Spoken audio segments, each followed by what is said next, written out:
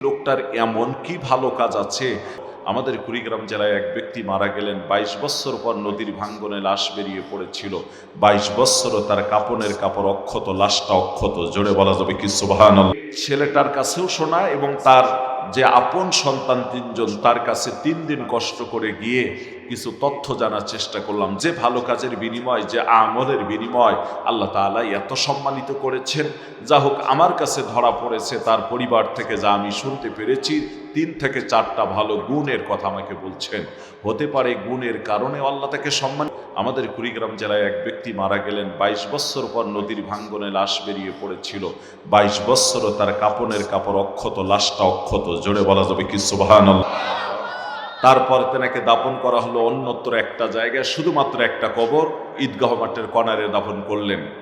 তারপর আল্লাহ তাআলার কি শান, আবারও 10 বছর পর নদীর ভাঙ্গনে ওই লাশটা আবারও বেরিয়ে পড়লো। তার মানে নদী সেখানে গেল। এরপর তখনও দেখা গিয়েছে তার লাশ অক্ষত, কাপনের কাপড় অক্ষত। সেদিন আপনাদের এই পল্লাকান্তিটা আমি প্রোগ্রাম করে চলে যাই। আমার ভাইরা চলে যাওয়ার পর দেখি ড্রাইভার খুবই ক্লান্ত। ওনাকে বললাম যে তুমি গিয়ে রেস্ট নাও, যেহেতু দীর্ঘ পথ গাড়ি চালে এসেছো, এখন তো ফেরি হয়েছে, আসা যায় প্রাইভেট নিয়ে দিক দিয়ে, আর তখন যমুনা সেতু হয়ে আমাকে আসতে হতো। তো ড্রাইভার বাড়িতে চলে গেলে গাড়িটা ড্রাইভ করে গিয়ে দেখি 1.5 লক্ষ লোক জমায়েত হয়ে গেছে আনুমানিক। এই লোকগুলির ভিতরে বাঁশের বেষ্টনী করে আল্লাহর বান্দাকে ঘিরে রেখেছে। বাঁশের বেষ্টনীর ভিতরে ঢুকলাম, দাঁড়িয়ে মুখটা খোলার জন্য এখানে হাত বাড়িয়ে আমি কাপনের কাপড়টা এখানে একটু টান দেওয়ার চেষ্টা করেছি। এতে একটা পাকা দাড়ি স্পষ্ট আমার চোখে ধরা পড়ে গেল। আল্লাহর বান্দার দাড়িটা এখনো সুন্দর, লম্বা একটা পাকা দাড়ি। জোরে বলা যাবে কি সুবহানাল্লাহ। আমার ভাইরা, কাপন খুলি নেই, শুধুমাত্র টান দেব। অনেকে নিষেধ করলেন, আমিও দেখলাম কোরআন হাদিস এটাকে অ্যালাউ করে না। তখন আমি পায়ের পিছনের দিকে গিয়ে হাঁটু এবং গিরার মাঝখানে 2 কাপড়ের উপর দিয়ে আলতো করে চাপ দিয়েছি। চাপ দেওয়ার পর আমার কাছে অনুভব হয়েছে লোকটির গোশতগুলি আজও ঠিক আছে, শুধুমাত্র বুঝি একটু শুকায় গিয়েছে। সুবহানাল্লাহ বলবেন না? কোনো গন্ধ নাই, কিচ্ছু নাই। ওই 32 বছরের কাপনের কাপড় ওই অবস্থায় আছে। আমার আল্লাহ বুঝি রাখতে পারেন না? কথা বলেন না কেন? পারেন কি পারেন না? ফেরাউনকেও রেখেছিলেন, কিন্তু ফেরাউনকে বেইজ্জতির সাথে রেখেছেন। নীল নদে ডুবায়, পোশাক ছিল না, উলঙ্গ বিবস্ত্র অবস্থায়। আর আল্লাহর বান্দাকে কাফনের কাপড় অক্ষত অবস্থায় রেখেছেন। তাহলে বোঝা গেল আল্লাহ তাকে সম্মানের সাথে রেখেছেন। কথা বলেন ঠিক কিনা? নাতি একটা আমাদের মাদ্রাসায় আমাদের সঙ্গে পড়তো, খুব জুনিয়র ছিল, হেফজখানায়। এই ছেলেটার কাছেও শোনা এবং তার যে আপন সন্তান 3 জন, তার কাছে 3 দিন কষ্ট করে গিয়ে কিছু তথ্য জানার চেষ্টা করলাম, যে এই লোকটার এমন কি ভালো কাজ আছে, যে ভালো কাজের বিনিময়, যে আমলের বিনিময় আল্লাহ তাআলা এত সম্মানিত করেছেন। যা হোক, আমার কাছে ধরা পড়েছে তার পরিবার থেকে, যা আমি শুনতে পেরেছি, 3 থেকে 4টা ভালো গুণের কথা আমাকে বলছেন। হতে পারে গুণের কারণে আল্লাহ, আর এছাড়াও হতে পারে যে অন্য কোনো ব্যক্তিগত আরো কোনো গোপন আমল থাকতে পারে। আল্লাহু আ'লামু বিমুরাদিহি, আল্লাহ ভালো জানেন। তবে আমি এই যে গুণগুলি জেনেছি, সেগুলি খুব গুরুত্বপূর্ণ, মারাত্মক গুণ। আল্লাহ তাআলা যেন এই বিষয়গুলি আপনাদেরকে শেষে একটু বলার তৌফিক দান করে দেন, যে কি কি গুণে সে গুণান্বিত ছিল লোকটা। আল্লাহ যেন আমাদেরকে কবুল করে নেয়, বলুন আমিন। আমার ভাইরা, আমার বন্ধুগণ, আপনাদের এলাকায় কৃতি সন্তান, আজকের সম্মানিত সভাপতি, যোগ্য ব্যক্তি, আমার মনে হয় শুরু থেকে থাকলে এলেমলো সময়টা হতো না, আরও কিছু সময় একটু বাঁচানো সম্ভব ছিল। এখন বাজে 12টা, 1 ঘন্টা সার্ভিস। আল্লাহ আমাদেরকে যেন তৌফিক দান করে দেয়, 1 থেকে 100 ঘন্টা আল্লাহ যেন কবুল করে নেয়, বলুন আমিন। সম্মানিত তিনি ভাইরা, কোরআনে কারীমের মাহফিলের ভিতরে বসেছেন। তিরমিজি শরীফের হাদিস এসেছে, রাসূল করিম সাল্লাল্লাহু আলাইহি ওয়াসাল্লাম বর্ণনা করেন, নবীজি বলেন, قال رسول الله صلى الله عليه وسلم من طلب العلم كان كفارة لما مضى। হযরতে আমার ভাইরা, বিশ্ব মানবতার মুক্তির দিশারি সাইয়েদনা মুহাম্মদ রাসূলুল্লাহ বর্ণনা করেন, কোন মানুষ যখন এলেম শেখার জন্য ঘর হইতে বেরিয়ে পড়ে, প্রথম পাটা বান্দা তুলেছে চৌকাটের বাহিরে, প্রথম পায়ে করে 1 পা চৌকাটের ভিতরে। আমার আল্লাহ যদি তার নিয়ত সঠিক হয়ে থাকে, যদি তার ইরাদা সঠিক হয়ে থাকে, আল্লাহ রাব্বুল আলামিন ওই বান্দা বান্দির উপর রাজি খুশি হইয়া বিগত জীবনের সমস্ত সগীরা গুনাহগুলি আল্লাহ কাফারা স্বরূপ মাফ করে দেন। জোরে বলুন সুবহানাল্লাহ। আল্লাহ আল্লাহ ডাকরে বান্দা, আল্লাহ আল্লাহ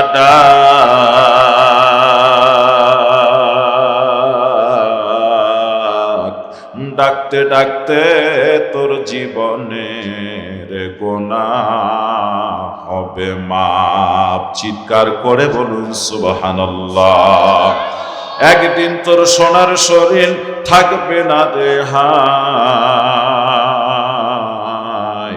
মাটির দেহ মাটির সাথে মিশবে ধুলায়। মাঝে রবি জুমলা সাজে, দিনটা গেল বৃথা কাজে, এক পা কেবল পাড়ে আছে।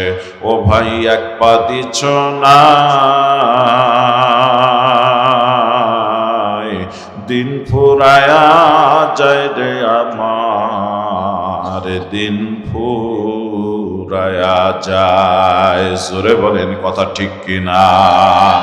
দিনী ভাইদের আমার মনোযোগ দিয়ে দেন, তাহলে এলেম শিখতে আসলে এত ফজিলত হয়। সুতরাং এই এলমে দিন হাসিল করার জন্য, কোরআন হাদিস থেকে জ্ঞান অন্বেষণ করার জন্য আমরা অন্তত আখিরি মোনাজাত পর্যন্ত কারা কারা থাকতে পারবো? আল্লাহু আকবার বলে আমার আল্লাহকে একটু হাতটা উঠে দেখাই। জোরে বলেন আল্লাহু আকবার। আল্লাহ আমাদের সবাইকে কবুল করে নেন, বলুন আমিন। আমি আপনাদের মাঝে একটা সূরা তেলাওয়াত করেছি। এই সূরার দীর্ঘ আলোচনা, কিন্তু আমি দেখি শার্টকাট করে কয়েকটা কথা আপনাদের মাঝে শোনাই দিতে পারি কিনা। আল্লাহ যদি গোলামকে তৌফিক দান করে, তাফসির করার মতো যোগ্যতা আমাদের মাঝে নেই, অন্তত আমার মাঝে নেই, কিন্তু বড়রা যে তাফসির করে গিয়েছেন তা পড়ে তাদের লিখিত কিতাবগুলি থেকে কিছু নকল করার চেষ্টা করি। আল্লাহ পাক যেন আমাদেরকে এই কথাগুলির উপর বক্তা শ্রোতা উভয়কে আমল করার তৌফিক এনায়েত করে দেয়, বলুন না আমিন। সম্মানিত ভাইরা, আমি যে সূরাটা আপনাদের মাঝে তেলাওয়াত করেছি, এই সূরাটার নাম হচ্ছে সূরাতুন নামল। সূরাতুর নাম কি? সূরাতুন নামল। এই নামলুন শব্দের অর্থ হচ্ছে পিপিলিকা, পিঁপড়া। পিঁপড়া চেনেন না ভাই? কথা বলেন না কেন? দেখেন আল্লাহ তাআলা যে কোরআনে কারীমের সূরাগুলি নাযিল করেছেন, এক একটা সূরা এক একটা প্রেক্ষাপট, এক এক আলোচনা, অনেক আলোচনার ভিতরে ওর ভিতর থেকে কোনো একটা আয়াতকে বিবেচিত করে সেই আয়াতের নামকরণে এই সূরার নামকরণ করা হয়েছে। যেমন সূরাতুল ফিল, আসলে তো হাতির নামে সূরাটা নাযিল হয়নি, হস্তি বাহিনীর ঘটনা এখানে এসেছে, তাই তো ফিল নামে এর নামকরণ করা হয়েছে।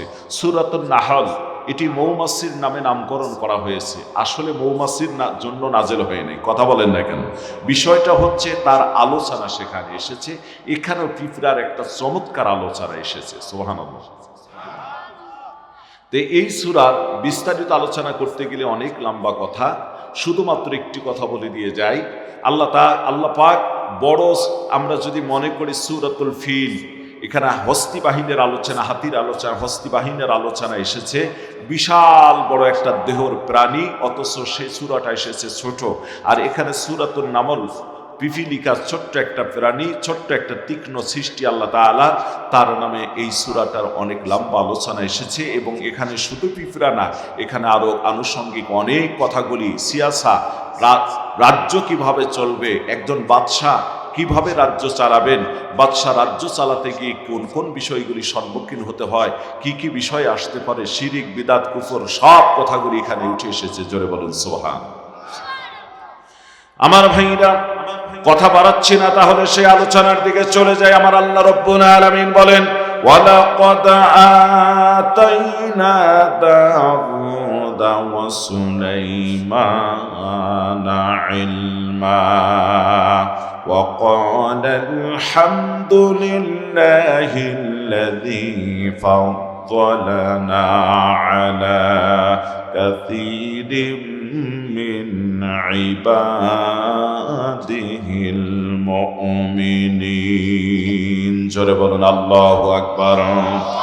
আল্লাহ বলেন, আমি অবশ্যই দাউদ এবং সুলাইমানকে ইলম দান করেছিলাম, জ্ঞান দান করেছিলাম। আর এই জ্ঞান আর ইলম থাকার কারণে হযরতে দাউদ আর সুলাইমান বলেছিলেন, ওয়া ক্বালা আলহামদুলিল্লাহিল্লাযী ফাদ্দালানা আলা কাসীরিম মিন ইবাদিহিল মুমিনিন। তারা বলেছিলেন আল্লাহর প্রশংসা, যিনি আমাদেরকে তার বহু মুমিন বান্দা বান্দীদের উপর শ্রেষ্ঠত্ব কর্তৃত্ব দান করে দিয়েছেন। জোরে বলা যাবে কি সুবহানাল্লাহ। এলেম থাকার কারণে আল্লাহ শুকরিয়া আদায় করেছে, কথা বলেন না কেন, ঠিক কিনা? আর এলেমহীন কিছু মানুষ আমাদের সমাজের ভিতরে পাওয়া যায়, যেমন ছিল কবির চৌধুরী, কথা কয় না, কবি শামসুর রহমান। যদি কিছু কথা বলি কিছু ভাইদের লাগতে পারে, কিন্তু হক কথা বলতেই হবে। এই আমার ভাইরা জাহান্নামের নরকী তসলিমা নাসরিন কবি নামে তারা আখ্যায়িত করতেছেন। আমার ভাইরা, সেই কবি শামসুর রহমান এদেশে বলেছিল, আজানের ধ্বনিটাকে আমার কাছে মনে হয় বেশ্যার আওয়াজের মতো। জোরে কন্যা আউযুবিল্লাহ। কবি চৌধুরী এ ব্যাঠাও আল্লাহর কোরআন এবং হাদিস নিয়ে, এ আজান নিয়ে ব্যঙ্গ করেছিলেন। তসলিমা নাসরিন তো সরাসরি কোরআনের ভুল আছে এমন কথাও বলেছিল, কথা বলেন না কেন? বেঠি অনেকগুলি বই লিখলেন, নারীগুলিকে কিভাবে আরো উলঙ্গ করা বেহায়াপনা করা যায়। বেটি যুক্তি দাঁড় করালো, একটা পুরুষ যদি 4 জন বিয়ে করতে পারে, নারীর এখনো 4টা স্বামী রাখতে পারে না। সে তসলিমা নাসরিন বলল, আমি মনে করি যে একটা নারী 10টা পুরুষের সাথেও সম্পর্ক রাখতে পারবে। আমার ভাইরা, আমার বন্ধুগণ, তার যুক্তি হলো পুরুষ যদি 4টা বিয়ে করতে পারে, নারীর এখনো 10টার সাথে পারবে না। আমি মনে করি আমার ভাইরা, এই বেটি এসেছে নাস্তিকতা নিয়ে, এই বেটির মাথা নষ্ট হয়ে গিয়েছে। সারা জীবন ইসলামের বিরুদ্ধে কথা বলেছিল, কিন্তু যখন এদেশের তাওহীদি জনতা জেগে উঠেছিল, বোরকার বিরুদ্ধেও কথা বলেছে। সারা জীবন বোরকা পরে এয়ারপোর্ট দিয়ে পালাতে বাধ্য হয়েছে। ভারতের জমিনেও গিয়েও শান্তিতে নাই, কথা কয় না, শান্তিতে আসেনি বেটি। এক এক সমস্যা। কখনো শোনা যায় পড়ে গিয়ে পা ভেঙে গেছে, কখনো শোনা যায় যে বিভিন্ন বালা মুসিবতের ভিতরে হাঁটছে। কোনো শান্তি থাকবে না। এটা আল্লাহর কোরআনের কথা, ওয়ামান আ'রাদা আন যিকরি ফাইন্না লাহু মাঈশাতান দনকা। যারা কোরআন থেকে মুখ ফিরায় নেবে, আল্লাহ তাদের দুনিয়ায় অশান্তিকর জীবন দিবেন। দেখেন, অশান্তি আছে না নাই? কথা বলেন, আছে না নাই? দিনী ভাইদের আমার, রাত থেকে হাদিস বর্ণিত, বুখারী মুসলিমের হাদিস। আল্লাহর নবী বর্ণনা করেন, ইজতানিবুস সাবআল মুবিকাতি। ক্বালু ইয়া রাসূলুল্লাহি ওয়া মা হুন্না। আল্লাহর নবী বর্ণনা করেন, আমার সাহাবীরা 7টা ধ্বংসকারী গুনাহ আছে, যা করলে মানুষের জীবনের আমল পুড়ে ছাই বরবাদ হয়ে যায়। সাহাবীগণ প্রশ্ন করলেন, ক্বালু ওয়া মা হুন্না ইয়া রাসূলুল্লাহ, সে গুনাহগুলি কি কি? আল্লাহর নবী ব্যাখ্যা দিলেন, প্রথম নাম্বার গুনার কথা বলেন, ক্বালা আশরিকু বিল্লাহ। 1 নাম্বার গুনাহ হলো আল্লাহর সাথে শিরিক করা। এগুলি বড় গুনার ভিতরে, কবিরা গুনাহগুলির থেকে এই গুনাহটা 1 নম্বরে। মানুষ যদি কবিরা গুনাহ করে জীবনের আমল পুড়ে হয়ে যায়, আর যদি কবিরা গুনাহ থেকে বেঁচে থাকে, জীবনের আমল অবশিষ্ট থাকে, আশা করা যায় লোকটা জান্নাতি হবে। জোরে বলুন সুবহানাল্লাহ। সাহাবা আসমাইনকে নবী ব্যাখ্যা দিলেন, ক্বালা আশরিকু বিল্লাহ। ও আমার সাহাবীরা, প্রথম নাম্বার হলো আল্লাহর সাথে শিরিক করা। আজকে আমার ভাইরা, আমাদের দেশে আল্লাহর ওলি, অসংখ্য আল্লাহর ওলি এসে মানুষকে দিন শিখাইছেন। শাহজালাল, শাহপরান, খানজান আলী, বাইজিদ বোস্তামি, কারামত আলী, জয়নপুরি, সেহেল গাজী। আমার ভাইরা, বাইজিদ বোস্তামি সহ অসংখ্য আল্লাহর ওলি এসেছেন, কিন্তু আমার ভাইরা, তাদের কর্মকাণ্ড ভণ্ডামি ছিল না। আজকে তাদের নাম নিয়ে বহু ভণ্ড পীরের আবির্ভাব হয়েছে, যাদের নামেরও শেষ নাই, তাদের খারাপ কাজেরও কর্মের শেষ নাই। নামাজ নাই, রোজা নাই, হজ নাই, যাকাত নাই, নারী পুরুষ একসঙ্গে বাতি নিভায়ে দিয়ে জিকির করে, এমন ভণ্ড পীর সমাজের ভিতরে আছে না নাই? আমার ভাইরা, তার ভিতরে আপনাদের পার্শ্ববর্তী, আমি বহুবার ওই মাদ্রাসায় ওয়াজ করেছিলাম, ওই মকসেদপুরের একটা, ওই ভণ্ড পীরের মাজারের পাশেই একটা মাদ্রাসা আছে। 2বার না 3বার জন আমি ওয়াজ করতে গিয়েছি আল্লাহ তাআলার মেহেরবানিতে। 250 বিঘার মতো জমি নিয়ে ভিতরে ভণ্ডামি করে। আমার ভাইরা, এমন ভণ্ড পীর আপনাদের বকশীগঞ্জের ভিতরে দক্ষ করলে পাওয়া যায়। আরেকটা জায়গার ভিতরে আমার ভাইরা, ওই যে কি বলে এটা, উঠানো পাড়া বাট্টাজোর, আমার ভাইরা মাদ্দা বাজার নামে এখন পরিচিত। নানান জায়গায় আজকে ভণ্ডদের উৎপাত, নামাজ নাই রোজা নেই, ঢোল বাজায় এরা দাঁড়ান ভণ্ডামি করে। জোরে কোন কথা ঠিক কিনা? এই ব্যক্তিগুলি অনেকেই এভাবে বলে থাকে। আমি দুই একটা স্যাম্পল আপনাদেরকে শোনায় দিয়ে যাই। নামাজ নাই রোজা নেই, রাত হলে বাতি নিভায় দিয়ে বলে থাকে, ও মুর্শিদ, কথা কয় না, বটবৃক্ষের নিচে গেলাম ছায়া পাইবার আসে, গলায় ঠাডা ফুটছে, ডাল ভাঙ্গিয়া রুদ্র লাগে আপন কর্ম দোষে, ফৈজি সাতর লাইগা রে অঙ্গ জড় জহর, মনে লয় পুড়িয়া যাইতাম ভাঙ্গা বাড়ি ঘর, বাজান তোর লাইগা রে। কথা কয় না,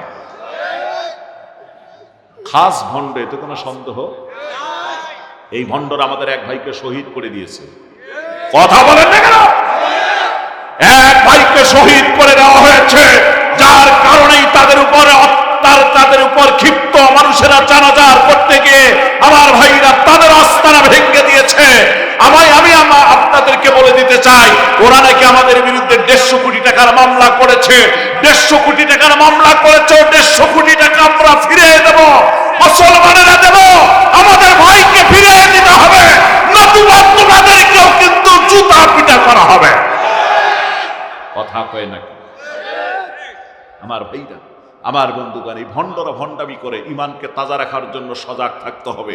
ইমান তাজা রাখার জন্য এই কওমি মাদ্রাসা, এই মাদ্রাসাগুলি জাতির জন্য অত্যন্ত জরুরি। কথা কয় না কেন? আবার আর এক শ্রেণীর ভণ্ড আছে, একটা সিম্পল দেবো দিয়ে একটা আর এক শ্রেণীর ভণ্ড কয় কেরামান কাতিবিন রোজ হাসরের দিন, কেরামান কাতিবিন রোজ হাসরের দিন, আল্লাহর কাছে যদি করে অভিযোগ, আমি বলবো দুনিয়ায় ছিলাম কেল্লা বাবার লোক, আমি বলবো দুনিয়ায় ছিলাম খাজা বাবার লোক। জোরে কর নাউজুবিল্লাহ। আমি কই কেরামান কাতিবিন পাইবে যে দিন, তোরা যারা ছিলি ভণ্ড পীরের লোক, তোদের থাপ্পড় দিয়া বলবে জাহান্নামে ঢো। ঠিক কিনা বলে? আমার ভাই, আমার বন্ধুগণ, রাত গভীর হবে, আলোচনার মানও একটু বাড়বে ইনশাআল্লাহ। কারণ আপনাদের ঘুম যাতে না ধরে সেই ব্যবস্থা দিতেছি মিডিয়ামিছি।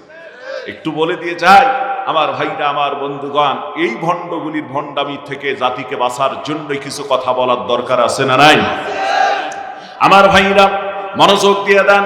আল্লাহ সুবহানাহু তাআলা এই রকম ব্যক্তিগুলির ব্যাপারে কোরআনে কারীমের ভিতরে জানায় দিচ্ছেন। আল্লাহ বলেন, ওয়াসিকাল্লাযীনা কাফারু ইলা জাহান্নামা সুমারা হাত্তা ইযা জাউহা ফুতিহাত আবওয়াবুহা ওয়া ক্বালা লাহুম খাযানাতুহা আলাম ইয়াতিকুম রুসুলুম মিনকুম। সূরা বলুন আল্লাহু আকবার।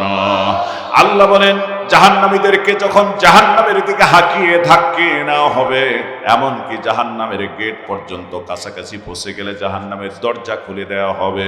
জাহান্নামের রক্ষীরা বলবে, হে হতভাগা, তোমাদের কাছে কি কোনো আহ্বানকারী আসে নাই? কোনো রসুল আসে নাই? কোনো আহ্বানকারী কোরআনের কথাগুলি কি তোমাদেরকে কেউ বলে নাই? তোমরা কেন শিরিক বিদআত কুফর করে করে লাতুজ্জাত মানো তোমাকারী মহাদেব ব্রহ্ম বিষ্ণু সরস্বতী প্রদপি 33 কোটি দেবদেবীর মতো? যেমন আমার ভাইরা হিন্দুরা পূজা করতে গিয়ে বলেছিল মা মনসা, মা সরস্বতী, মা কালী, মা দুর্গা, মা অমুক তমুক বলে হিন্দুরা সবাইকে পূজা করত। আর তোমরা মুসলমান হয়ে যাওয়ার পর তোমরা কেন বলছো তালা বাবা, সালা বাবা, গাজা বাবা, বদনা বাবা, গাধা বাবা, অমুক বাবা, তুমুক বাবা বলে তোমাদের জীবনটা তোমরা এভাবে নষ্ট করে আসছো কেন? তোমাদের কাছে কি কোনো আহ্বানকারী আসে নাই? আমার ভাইরা, আমার বন্ধুগণ, ওই দিন কোনো উপায় থাকবে না। জোরে বলেন কথা ঠিক কিনা?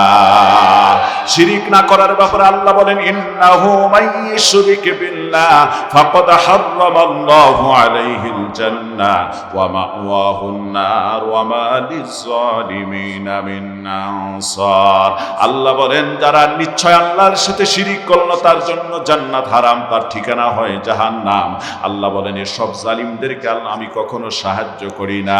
আল্লাহ কোরআনে অন্য আয়াতে বলেন ইনতাজতানিবু কাবাইরা মা তুনহাউনা আনহু, বান্দারে যদি বড় বড় গুনাহগুলি থেকে কবিরা গুনাহ থেকে তোমরা বেঁচে থাকো, আমি এমন রব, এমন সত্তা, এমন খালিক, এমন মালিক তোমার জীবনের ছোট গুনাহগুলি মাফ করে দেব। জোরে বলুন সুবহানাল্লাহ।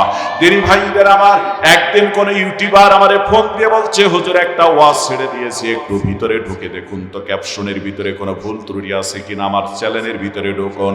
চ্যানেলে ঢোকার আগে আমার ভাইরা চলে আসলে এক ভণ্ডর ভণ্ডামি লক্ষ্য করে দেখলাম অনেকগুলি মহিলা সেখানে, অনেক মহিলা সেখানে দাঁড়ানো বসানো, পুরুষ মানুষও বেশ কিছু আছে। তার ভিতরে একজন মহিলা এমন এক বাবাকে জড়ে ধরে গালে চুমু খায়, ঠোঁটে চুমু খায়, শরীর জড়ে ধরে কান্দে। আমার ভাইরা, আমার বন্ধুগান, আর বাবার নিয়ে যে বাজে কথাগুলি বলতেছিল প্রত্যেকটি কথায় প্রায় শিরক।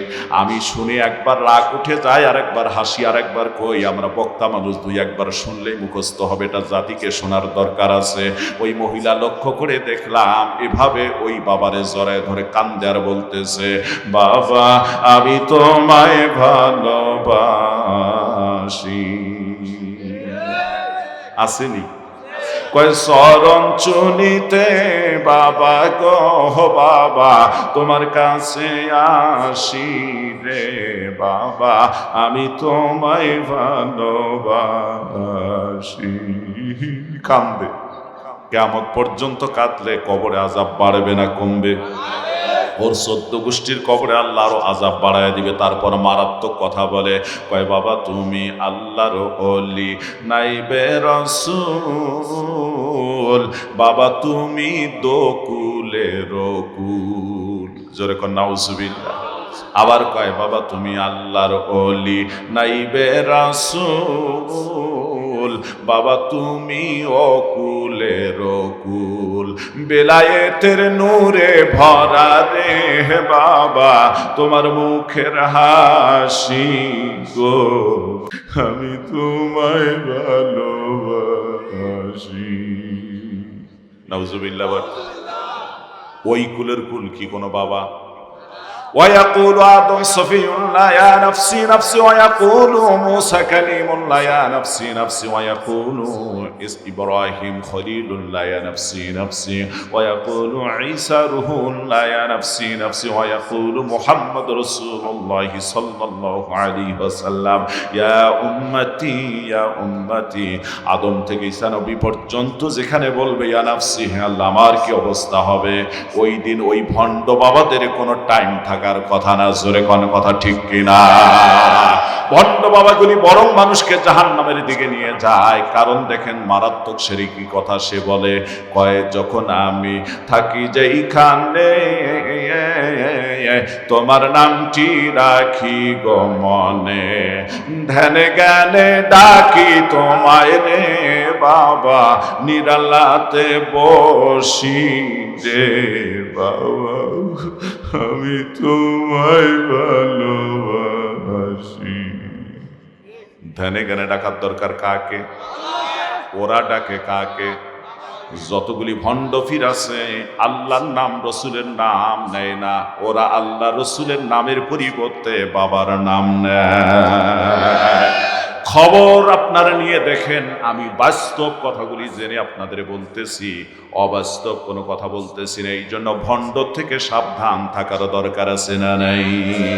মাঝে মাঝে এই জন্য আমি বলি দয়াল বাবা ভণ্ড বাবা লাগে আমার ডর, দয়াল বাবা ভণ্ড বাবা লাগে আমার ডর, ফেরেশতারা গুর্জ মারবে কবরের ভিতর। কতক বাবা এমন গুণী মুত্তা হালায় লয় না পানি। কথা কয় না? কিছু বাবা আছে মুতে পানি নেয় না, যদি জিজ্ঞাসা করা হয় পানি দাও না কে, কয় হোসাইন পরিবার, হোসেন রাদিয়াল্লাহু তাআলা নিজের সন্তানকে পানি পান করাতে গিয়ে কারবালের ময়দানে পারে নাই। আহারে এই পানি পানি কইরা হারা মইরে গেছে, পানি খায় নাই, ওই পানি আমার আগায় লাগাইতাম না, ওই পানি আমার আগায়। মনটা কয় 1.5 হাতি লাঠি নিয়ে শুধু বাড়ি, কথা কয় না কেন। এমন এক বয়াতি ভণ্ড আমার ভাইরা, আমার বন্ধুগণ, কথা বলতে কিছু তো বলাই লাগে, কথা কান টানলে মাথায় এসেই যায়। এমন এক সময় এসে গেছে, ভোটের প্রয়োজন ছিল না, দীর্ঘ 16টি বছর রাতের ভোট, দিনের ভোট রাত্রি হওয়ার শেষ হয়ে গেছে, কথা কয় না কেন। সেই সময় এসে ফাইটতে যায় কয়ে গান গায়া ভাইরাল হয়েছিল। এই বেটিও সংসদে উঠে গান গায়, বেটির গান তার বাহার কি, কয় আকাশটা কাঁপছিল কেন, জমিনটা নাচছিল কেন, বরফির ঘামছিল কেন, সেই দিন গান গাইছিল খাজাই যেই দিন। নাউজুবিল্লাহ। কয় আল্লাহ নবীর গান, পীর আউলিয়ার শান, যে বলে হারাম সে তো কমিন, না বুঝে ভেদ পাত্রে হারাম কও তোমরা কেন, এই গান শুনেছেন নবী ইয়াসিন ইয়াসিন, গান গাইছিল খাজাই যেই দিন। কয় না করে গন্ডগোল, খোল তোরা হাদিস খোল, বেল্লাল কেন বাজায় ঢোল সেই দিন। নাউজুবিল্লাহ, পকেটে রেখে।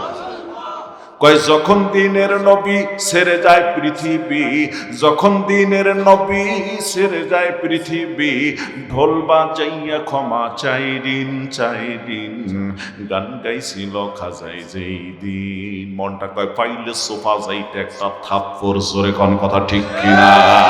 বলতে পারেন হুজুর সংসদ সদস্য ছিল, এত বড় কথা বলেন। যারা ভণ্ডামি ইসলাম নিয়ে কোরআন নিয়ে করবে, সে বাবা হলেও ছাড় দেওয়ার কোনো সুযোগ নাই, ঠিক কিনা বলেন? আমার ভাইরা, পরিষ্কার করে একটি কথা বলে দিতে চাই, আল্লাহর নবীর শান ও মান নিয়ে যদি কোন জালিম কথা বলে, ওই জালিমের বুক টান দিয়ে কলিজা থেকে কলিজা আলাদা করার জন্য এদেশের তাওহীদ মুসলিম জনতা প্রস্তুত আছে। আপনারা আছেন কিনা? কারা কারা আছেন? আল্লাহু আকবার, আল্লাহু আকবার।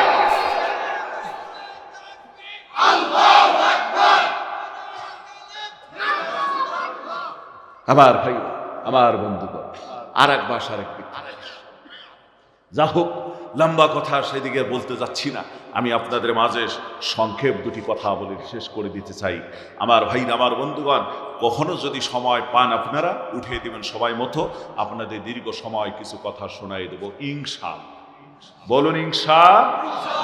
আজকের তরুণ যুবকদেরকে লক্ষ্য করে বলবো, এই যুবক তরুণেরা, আল্লাহর নবী হাদিস শরীফের ভিতরে বলছেন, যেদিন কিয়ামতের ময়দানে, কিয়ামতের দিন বিভীষিকাময় যেমন হয়ে আসবে, এই 1 বিঘাত মাথার উপরে সূর্য চলে আসবে, জমিনটা সূর্যের তাপে তামায় পরিণত হয়ে যাবে, মানুষের জিহ্বাগুলি লম্বা হয়ে পানির পিপাসায় জিহ্বাগুলি লম্বা হয়ে নাভি পর্যন্ত চলে আসবে, এতটা লম্বা হয়ে যাবে। আমার ভাইরা, মানুষ সেদিন উলঙ্গ থাকবে, কিন্তু কেউ কারো দিকে তাকানোর মতো সুযোগ থাকবে না। ওই দিনের কথা বলা হয়েছে, দুগ্ধপুষ্য সন্তানগুলিকে মা ভুলে যাবে, গর্ভবতী নারীদের গর্ভ খালাস হয়ে যাবে। আমার ভাইরা, মানুষ মাতালের মতো ছুটাছুটি করবে। ওই দিন আল্লাহ তাআলা 7 শ্রেণীর ব্যক্তিকে তার আরশের নিচে ছায়া দিবেন, তার রহমতের নিচে ছায়া দিবেন। জোরে কোন সুবহানাল্লাহ। তার ভিতরে আমার ভাইরা, এগুলির ব্যাখ্যা দিতে গেলেও সময়ের দরকার, ছোট্ট করে একটা কথা বলে দিয়ে যাই। তার ভিতরে ওই সব যুবক তরুণদেরকে আল্লাহ পাক আরশের নিচে ছায়া দিবেন। ওয়াশাবুন নাশআ ফি ইবাদাতিল্লাহি তাআলা, যারা যৌবনকালটা আল্লাহর ইবাদত বندگির ভিতরে কাটায় দিতে পেরেছে, আমার ভাইরা, এই যুবক তরুণগুলিকে আল্লাহ তার স্পেশালি রহমতের নিচে ছায়া দান করেছে। সুবহানাল্লাহ বলেন। এই আজকের যুবক কারা কারা তরুণের আছো? আল্লাহু আকবার বলে যুবক তরুণের আজকে একটা হাত উঠাও, আমি দেখতে চাই যুবক তরুণ কারা। অনেক যুবক তরুণ আসছে আমার ভাইরা। আরেক শ্রেণীর ব্যক্তিকে মানুষ আরশের নিচে ছায়া দিবেন। আল্লাহর নবী বর্ণনা করেন, ওয়া রাজুলুন কলবুহু মুআল্লাকুন ফিল মাসাজিদ, যাদের অন্তরটা মসজিদের সঙ্গে লটকানো আছে, এই লোকগুলি আল্লাহর আরশের নিচে ছায়া পায়। তাহলে মসজিদের সঙ্গে কলব লটকানো, অন্তর লটকানোর উদ্দেশ্যই হলো মসজিদে গিয়ে নামাজ পড়া, মসজিদের সাথে সম্পর্ক রাখা, 5 ওয়াক্ত নামাজ কায়েম করা। কথা কয় না কেন? আজ থেকে করতে পারবো না ভাই? ইনশাআল্লাহ। জোরে বলেন ইনশাআল্লাহ। আর একটা চমক রেখে দিয়ে একটা কথার দিকে চলে যাই, একটা চমক এক জায়গায় রেখে দিই, কথাটা বলবো আপনাদেরকে। আল্লাহর নবী সুলাইমান, এ বাবাজি মুরব্বী, বাজান হাজত থাকলে সেরে চলে আসা লাগবে, এখান থেকে একটা মানুষ উঠবেন না। এখন তো এটা ভাইরাল বিষয় হয়ে গেছে, বলা বড় দুষ্কর ব্যাপার। এক নানিকে এক নাতনি বলা শুরু করে দিছে। নানির হাতে ছিল গরম পানি, এমন রাগ উঠছে, গরম পানি দিছে সিটায়, পেপার বাড়ছে, ফেসবুকে বাড়ছে, গরম পানি সিটায় দিছে, শরীরের প্রায় 40 ভাগ পড়া গেছে। রাগটা কি পরিমাণ উঠছে, হ্যাঁ। ওই যে বলা শুরু করছে মুরব্বীকে, নানিকে বলতেছে, মুরব্বী হাতে ছিল পানি একেবারে দিছে। এটা কি ফাজলামি কথা। এটা কিন্তু ভাইরাল করছে আমাদের মোস্তাক ফয়জি ভাই। যা হোক, মানুষের কোন কথা ভাইরাল কোথায় হবে আল্লাহই ভালো জানে, সেটা এটা নিয়ে বিশাল টোল হয়ে গেল। সবশেষ যে কথাটা বলবো, কেউ উঠবেন না, আমি শেষের দিকে চলে আসতেছি। আল্লাহ নবী সুলাইমান আলাইহিস সালাম একটা জায়গায় তাঁবু টানলেন, উলামায়ে হযরত এখানে উপস্থিত। তাঁবু টানার পর আমার ভাইরা আসরের নামাজের সময় হয়ে গেল। অনেক লম্বা কথা থেকে শর্ট করে নিয়ে এসেছি। এবার আসরের নামাজের সময় হয়ে গেলে নবী সুলাইমান আলাইহিস সালাম এবার পাখিদের ভিতরে তাকাচ্ছিলেন। ওয়া তাফাক্কাদাত তায়রা ফাকালা মা লিয়া লা আরাল হুদহুদ আম কানা মিনাল গায়িবিন। পাখিদের দিকে তাকায় দেখে বললেন, কি ব্যাপার, আমি হুদহুদকে দেখতেছি না কেন? আম কানা মিনাল গায়িবিন, আসলে নাকি সে অনুপস্থিত? সত্যি সত্যি দেখলেন হুদহুদ পাখিটা অনুপস্থিত নেই। হুদহুদের ব্যাপারে পাওয়া গেছে, হুদহুদ হচ্ছে আল্লাহ নবী সুলাইমানের পার্সোনাল পিএস বলা চলে। এই হুদহুদ অনেক তথ্য নিয়ে সে নবী সুলাইমানকে জানাতো। জোরে বলুন না সুবহানাল্লাহ। পানি কতদূর নিচে আছে, হুদুদ যদি জমিনে ঠোঁটটা লাগাই দিত, কয় ফিট নিচে পানি আছে সে অনুমান করে বলতে পারত। পানির প্রয়োজন হলে যদি কোথাও পানি না থাকে, হুদুদের কাছে তথ্য চাওয়া গেলে হুদুদ তথ্য দিতে, যে হুজুর এই জায়গায় 5 ফিট খুললে, 2 ফিট খুললে, 3 ফিট খুললে, 10 ফিট খুললে পানি পাওয়া যাবে, এখানে খুঁজলে তাড়াতাড়ি পানি বের করা যাবে। এই হুদুদকে দেখলেন আর হুদুদ নাই। আল্লাহ নবী সুলাইমান খুবই গরম হয়ে গেলেন। নবী সুলাইমান বললেন, লা উআযিবান্নাহু আযাবান শাদীদান আও লা আসবাহান্নাহু আও লা ইয়াতিয়ান্নি বিসুলতানিন মুবিন। নবী সুলাইমান বললেন, আমি তাকে যদি পেয়ে যাই, সে আসলে আমি তাকে অবশ্যই কঠিন শাস্তি দেব, অথবা হত্যা করব, অথবা সে উপস্থিত করবে আমার কাছে উপযুক্ত কারণ। আমার ভাইরা, এরই ভিতরে হুদহুদ পাখি চলে আসলেন। অল্প সময়ের ভিতরে আসার পর হুদহুদ পাখি বলতেছিলেন, আল্লাহ নবী সুলাইমান, আমার কাছে এমন কিছু খবর আছে যে খবর সম্পর্কে আপনার ধারণা নেই। আমি সাবা নামে একটা রাজ্য থেকে নিশ্চিত সংবাদ নিয়ে আপনার কাছে আগমন করেছি। জোরে জোরে বলুন না সুবহানাল্লাহ। এই সাবা রাজ্যের বাদশা ছিল বাদশা বালকুন, যার কথা আপনাকে বলেছিল। কোন রাজ্যের কথা একটু বাড়ায় দিয়ে যায়। আল্লাহর নবী সুলাইমান, আমার ভাইরা, আমার বন্ধুগণ, আমার ভাইরা, এই সুলাইমান যে রানী বিলকিস সম্পর্কে আলোচনা হয়, রানী বিলকিসটাকে এখনো কিন্তু ক্লিয়ার হন নাই। ওই যে বললাম যে 2টা সন্তান হয়েছিল রানী সুরাইয়ার, একটা তো কুকুরে নিয়ে গেল, আর একটা আগুনে পুড়ে দিয়েছিল। এই সুরাইয়া এবার শেষ প্রশ্নটা স্বামীকে বললেন, ডাক দিয়ে বললেন, বাদশাহ বালকুনকে বললেন, বাদশাহ, আর তো সংসার আপনার সঙ্গে আমার হচ্ছে না, শর্ত অনুযায়ী তালাক প্রাপ্ত। তো সুতরাং বলে দিয়ে যাই, 3টা কাজই আপনার মঙ্গলের জন্য করেছি। আপনার যে কন্যা সন্তানটাকে আমি মেরে ফেলেছি আগুনে পুড়ে, জিনের জাতি ওরা মারা যায় না, আপনি বাস্তবে দেখছেন পুড়ে গিয়েছে, কিন্তু না না, ওই সন্তানটা আমার মায়ের কাছে আছে। এখন সে পরমা সুন্দরী 17 বছরের একটা মেয়ে। এই মেয়েটার নাম হলো রানী বিলকিস। জোরে বলা যাবে কি সুবহানাল্লাহ? বলুন আল্লাহু আকবার। কথার বুঝি মজা পাচ্ছেন না? আরো মজা পাইতেন, কিন্তু ওদিকে যাব না। কথা বাড়ায় যাচ্ছি আমার ভাইরা, বাড়ানোর কোনো সুযোগ নাই। ওই যে কুকুরক যে সন্তান দিল, এ কথাটা একটু পরে এসে আপনাদের মাঝে বলে দিতে চাই। ভাইরা আমার, এখানে অনেকে রয়েছেন, এই মানুষগুলির ভিতরে থেকে কিছু মানুষ আমরা এমনও আছি যে মানুষগুলি আল্লাহর নবীর চরিত্রের সঙ্গে আমাদের চরিত্র, মানে আল্লাহর নবীর জীবনের সঙ্গে আমাদের কিছুটা জীবনে মিলে যায়। আমি কেন এই কথাটা বললাম? অনেক মানুষ এরকম আছেন যারা আমার ভাইরা মাকে হারাইছেন ছোট্ট বয়সে, বাবাকে হারিয়েছেন ছোট্ট বয়সে। আমার ভাইরা, কয়েকদিন আগে বগুড়ায় মাহাস্থানগড় থেকে 7 কিলো পশ্চিমে বুড়িরগঞ্জ বাজারে ওয়াজ করতে গেলাম। দ্বিতীয় বক্তা যিনি ছিলেন উনি ওয়াজের শেষ মুহূর্তে একটা মেয়েকে পাশেই সোফার মধ্যে নিয়ে বসে, এক সোফার মধ্যে একদিকে বসে নিয়ে কোলে নিয়ে ওয়াজ করতেছেন। মেয়েটা ঘুমিয়ে পড়েছে, একেবারে ফুটান্ত একটা মেয়ে, বয়স হতে পারে 2 বছর প্লাস আমি ধারণা করতেছিলাম। বয়ানের শেষের দিকে সে লোকটা কেঁদে কেঁদে বলে ফেললেন, আপনারা দোয়া করবেন, আমাদের প্রধান বক্তা আছে তিনিও আমার জন্য দোয়া করবেন, আমার এই বাচ্চাটার জন্য যেন দোয়া করে। আমার স্ত্রীর ক্যান্সার ধরা পড়ে গেলে আমি অনেক টাকা পয়সা নষ্ট করেছি, নিঃস্ব হয়েছি, কিন্তু তার আর বাঁচানো সম্ভব হয়নি। আল্লাহ তাকে দুনিয়ার থেকে নিয়ে গিয়েছেন। আমার এই মেয়েটার বয়স যখন 1 বছর 7-8 মাসের মতো, তখন তার মা দুনিয়ার থেকে চলে যায়। এখন মেয়েটার বয়স 2 বছর। তিনি কেঁদে কেঁদে বলতেছিলেন, আহারে, গত রাত হঠাৎ 11টার সময় মেয়েটার ঘুম ভেঙে যায়। ঘুম ভাঙ্গার পর মা বলে একটা ডাক দিয়ে আমার বুকের সঙ্গে মুখটা লাগাই দিয়ে দুধ খাওয়ার মতো সে ব্যস্ত হয়ে পড়ে। মা হিসাবে জড়ে নেওয়ার জন্য ব্যস্ত হয়ে পড়ে, চোখের পানি ছেড়ে দেয় আর কান্দে আর বলে, হুজুর দোয়া করবেন, এই সন্তানটার ভবিষ্যৎ কি আছে আমি জানি না, আমি বিয়েও করতে চাচ্ছি না এই বাচ্চাটার জন্য, কিন্তু মানুষটা করব কিভাবে? আমার ভাইরা, যার মা নাই সে বোঝে মা কি জিনিস, যার বাবা নাই সে জানে বাবা কি জিনিস। আল্লাহর নবী জন্মের আল্লাহর নবী জন্ম হওয়ার আগেই 6 মাস যখন মায়ের পেটে, জননী মায়ের পেটে 6 মাস যখন বয়স, বাবা আব্দুল্লাহকে হারালেন। আমার ভাইরা, জন্ম হওয়ার আগে বাবাকে হারালেন। জন্মের পর 4 মাস 2 মাস 10 দিন বয়স, মতান্তরে 6 মাস 2 মাস 10 দিন বয়সে, 6 বছর 2 মাস 10 দিন বয়সে মাকে হারালেন। আমার ভাইরা, 8 কিংবা 10 বছর বয়সে সে জননী তিনি তার দাদাকেও হারালেন। ভাইরা, আমার দাদাকে হারার পূর্ব মুহূর্তে নবীজির বয়স যখন 7 বছর প্লাস, হঠাৎ করে মায়ের কথা একদিন মনে পড়ে গেল। আল্লাহর নবী মায়ের কথা, বাবার কথা মনে পড়ে গিয়ে পাহাড়ের ভিতরে গিয়ে এক গুহা, একটি নিচু জায়গায় বসে বসে মা মা বলে কান্না শুরু করে দিলেন। দীর্ঘ সময় পর্যন্ত মা বলে কেঁদেছেন, বাবা বলে কেঁদেছেন।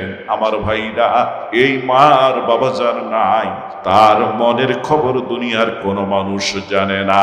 যার মা বাবা আছে, মা বাবা দুনিয়ায় বেঁচে থাকতে সে খেদমত করলো না, অথচ আল্লাহ সুবহানাহু তাআলা কোরআনে কারীমের ভিতরে জানায় দেন, আল্লাহ বলেন, ওয়াসাইনাল ইনসানা বিওয়ালিদাইহি ইহসানা হামালাতুহু উম্মুহু কুরহান ওয়া ওয়াদাআতুহু কুরহা ওয়া হামলুহু ওয়া ফিসালুহু 30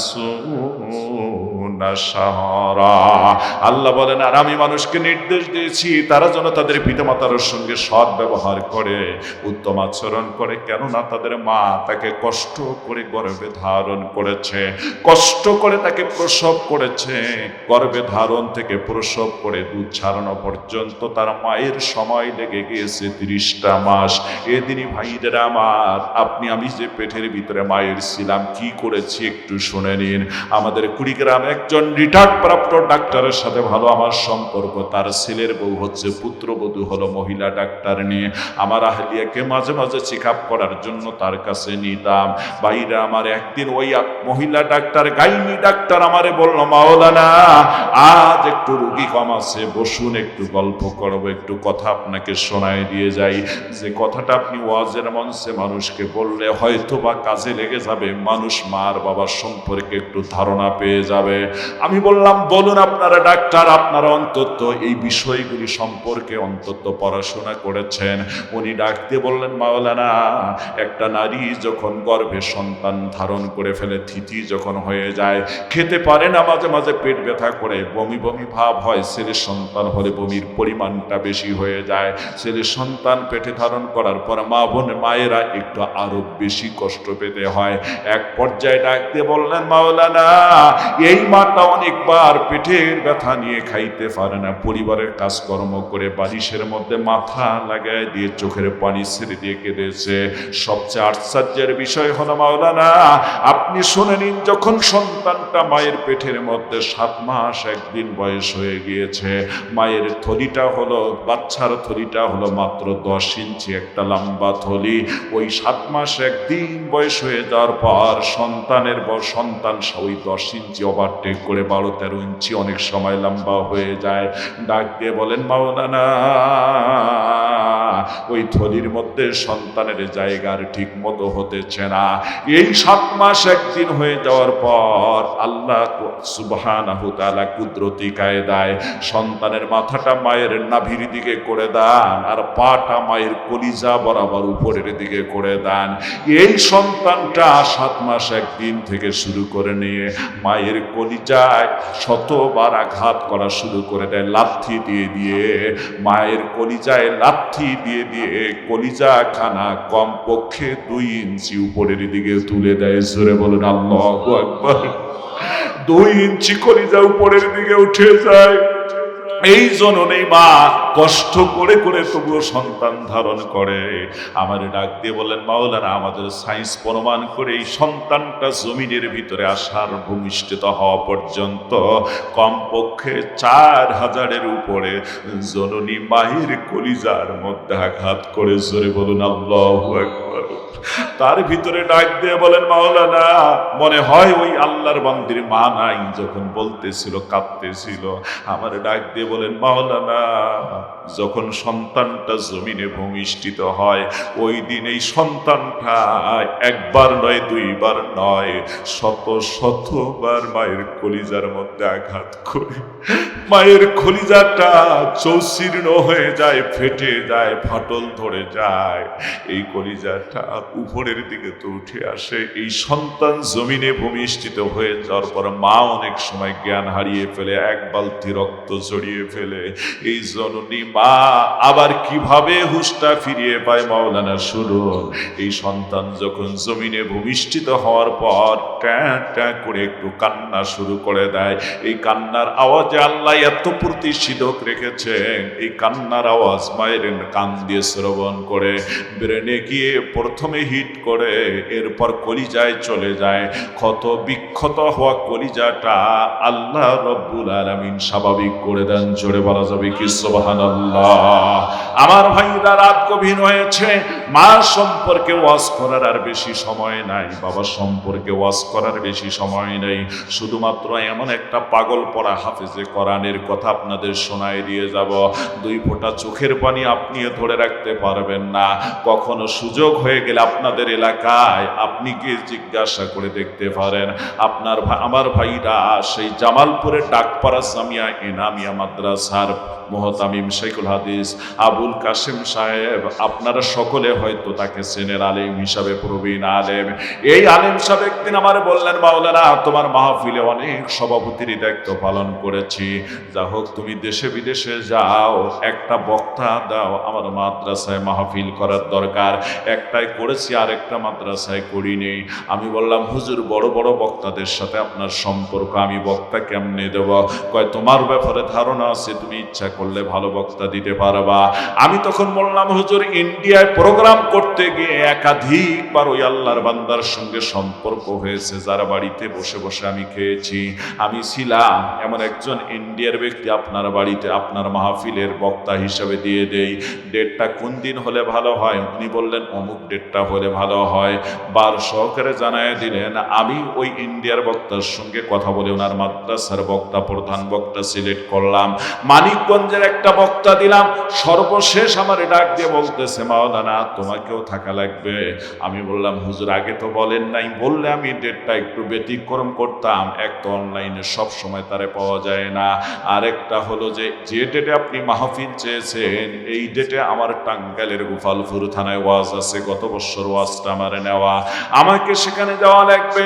উনি তখন ডাক দিয়ে বললেন, মাওলানা অন্য দেশের বক্তা তুমি রিসিভ না করলে, তুমি বিদায় না করলে, মাহফিলে যদি না আসা আমার ইজ্জতের 12টা বেজে যাবে, তোমাকে থাকা লাগবে শেষ পর্যন্ত মানি লোকের মান রাখার জন্য। বললাম হুজুর তাহলে কি করে কিভাবে সম্ভব 2টা মাহফিল মেকআপ করা? উনি বললে এসার পর আমার এখানে 1 ঘন্টা বয়ান করে প্রাইভেট নিয়ে টান দিয়ে গোপালপুরে গিয়ে মাহফিল ধরতে পারবা। ওনার মাদ্রাসায় 1 ঘন্টা এসার পর বক্তৃতা দিলাম, এরপরে প্রাইভেট নিয়ে টান দিলাম গোপালপুরের উদ্দেশ্যে। প্রচন্ড কুয়াশা, যেতেও পারতেছিলাম না, গাড়ি চালানো যায় না। আমার ভাইরা আমার বন্ধুগণ, ধনবাড়ির আগে ডান দিকে একটা রাস্তা নেমে গিয়েছে, লোকাল রোড, এই দিক দিয়ে চললাম।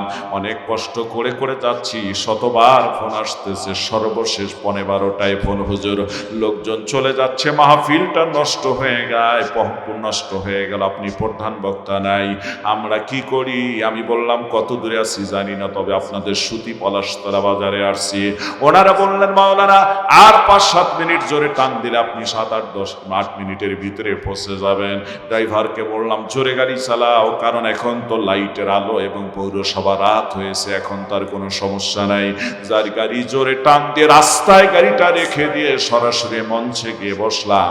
আমি বাম দিকে বসা, ঠিক আমাদের সভাপতি সাহেবের মতো, আমাদের আজকের সম্মানিত সভাপতি হাফেজ মাওলানা মুফতি আকরামুজ্জামান সাহেবের মতো উনি ডান দিকে বসা। মেয়র সাহেব প্রধান অতিথি, ওনারে বক্তৃতা দিতে দিলেন। আমাকে দেখার পর যে সব লোক কাছাকাছি উঠে গিয়েছিল তারাও এসে বসলো। এবার মেয়র সাহেব বক্তৃতা দেওয়া শুরু করলেন। ঠান্ডা মাথায় সুন্দর সুন্দর কথা বলে, মোটা সোটা লম্বা চোরা একটা মানুষ। এই জন্য আমার ভাইরা, জানি না ওনার পুরা নামটা এতদিন পর মনে নাই, তবে ডাক নাম মনে আছে, শান্টু ভাই। এই শান্টু ভাই সুন্দর বক্তব্য দিচ্ছেন। আমি গোনাগার পাশে বসা, হঠাৎ করে তাকায় এদিকে ছোট্ট একটা মাদ্রাসার ছেলে, বয়স হতে পারে 9 কিংবা 11 বছর আনুমানিক। এই ছেলেটা স্টেজের ডান দিকে একবার যায়, একবার বাম দিকে যায়, আমার দিকে ইয়াতিমের মতো করে তাকায় দেখে। হঠাৎ ধমক দিলাম, বেটা মাদ্রাসার ছেলে হয়ে বেয়াদবি করো, বসে আলোচনা শোনো। ছেলেটা বসে পড়ছে। কিন্তু আমার ভাইরা, মেয়ের সব বক্তব্য দিচ্ছেন, খুব লম্বা সুরে একটা বক্তব্য দিচ্ছেন, ঠান্ডা মাথায় লোকজন তার কথা হয়তো শোনে। আমার ভাইরা, বিরক্তি ভাব দেখলাম না, আমি তাকায় দেখি এই ছেলেটার 2 চোখের পানি বয়ে বয়ে সাদা পাঞ্জাবি ভিজে গিয়েছে। নিজের খারাপ লাগলো, কেনই বা ওরে ধমক দিলাম, কেনই বা কান্দে, কি অপরাধ আমি করলাম? হাতটা বাড়ে স্টেজের কাছাকাছি ডাকবো, এমন সময়ের ভিতরে আমারে ডাক দিয়ে বলে, কমিটির লোক পিছন থেকে বলে, হুজুর ওরে আর কিছু বলিয়েন না। ওই ছেলেটা আমাদের মাদ্রাসার কম বয়সে একটা হাফেজে কোরআন, আজকে 7 জন পাগড়ি পাবে, তার ভিতরে ছেলেটাই কম বয়সের। হুজুর ছেলেটার জীবনে বড় ঝড় বয়ে গিয়েছে। ছেলেটার মা আজ থেকে 3 দিন আগে দুনিয়া থেকে চিরদিনের জন্য বিদায় হয়ে না ফেরার দেশে চলে গিয়েছে। মা হারানোর পর ছেলেটার নাওয়া খাওয়া ঘুম নাই, পাগলের মতো হয়ে গেছে। ওরে কিছু বলবেন না। আমার জীবনের বাল্যকালের কথা মনে পড়ে গেল। আমার ভাইরা, 1988 সালে ছোট্ট একটা বোনের জন্ম, 89 সালে জননী মা দুনিয়ার থেকে বিদায় হয়ে গিয়েছিল। 1 বছর বোনটার বয়স পূর্ণ হয় নাই। বাবা করেছিল সরকারি চাকরি।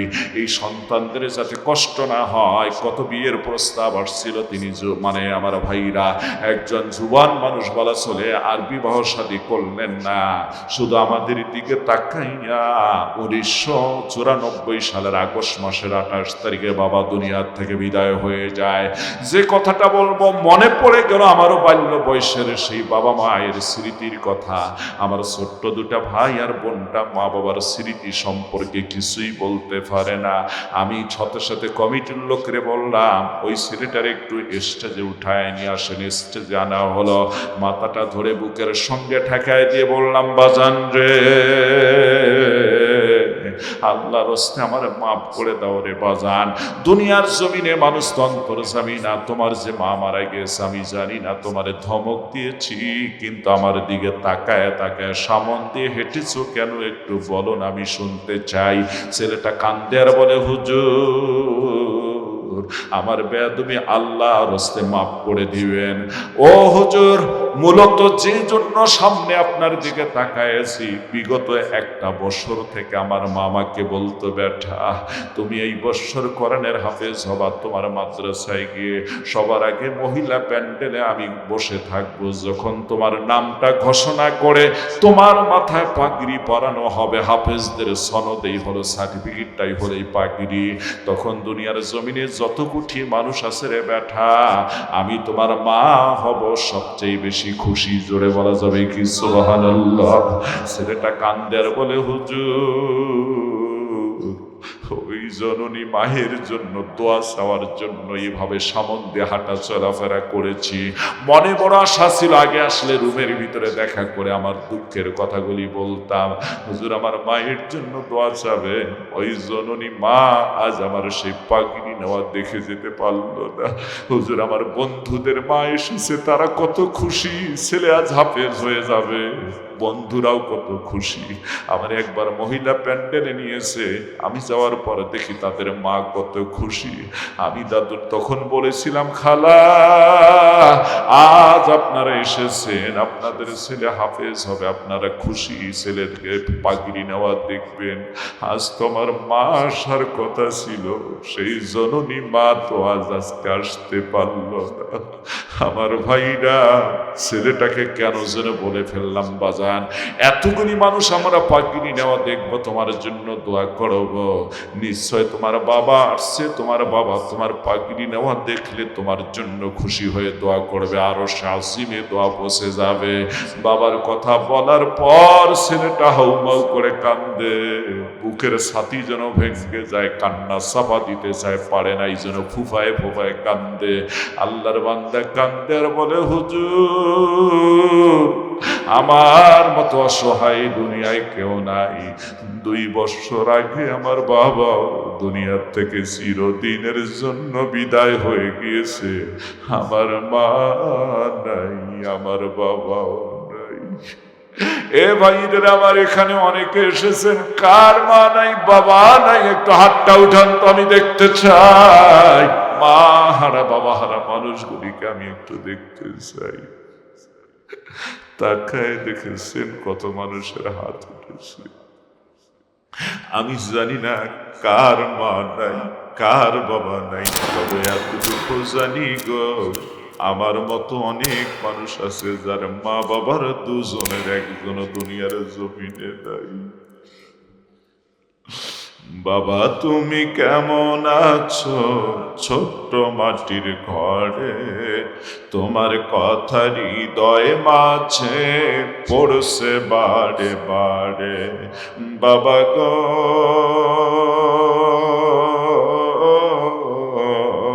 বাবা,